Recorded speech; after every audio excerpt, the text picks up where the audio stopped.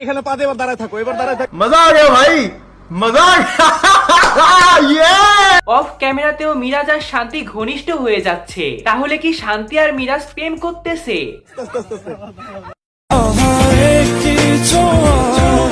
এখন শান্তির বয়ফ্রেন্ডের কি হবে? আপনাদের টিকটকে আপনাদের মিউজিক ভিডিও শুটিং এর ক্লিপস গুলো দেখে অনেকে ভাবছে যে আপনারা হয়তো অনেক ক্লোজ, অনেক ফ্রেন্ডলি। পাবলিক চাই মিরাজ আরোহীর সাথে কাজ করুক, কিন্তু সেটা তো আর সম্ভব না, কারণ দুইজনের ব্রেকআপ হয়ে গেছে। এটা তুমি বিশ্বাস করো অথবা নাই করো, এটাই সত্যি।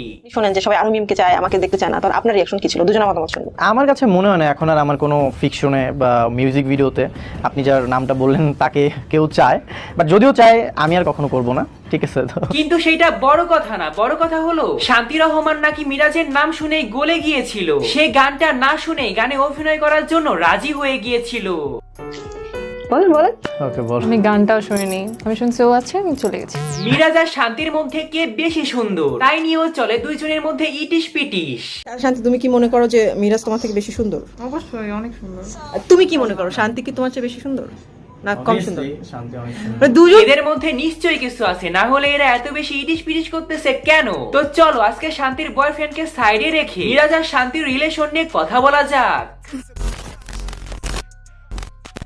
হোয়াটসঅ্যাপ গাইস, আশা করি সবাই আছো নাইস। আসলে শান্তি আর মিরাজের নতুন একটা গান বের হইছে। মন মিলেছে মনের সাথে। সেই গানটা প্রথমে মিরাজ রিজেক্ট করে দিয়েছিল। প্রথমে অন্য একটা কোয়ার্টিস্ট ছিল, তো ওকে আমি না করে দিয়েছিলাম। এরপরে যখন শান্তির নাম আসে তখনও আমি না করে দিয়েছিলাম। এর মধ্য দিয়ে দুইজনে প্রথমবার কাজ করে ফেললো।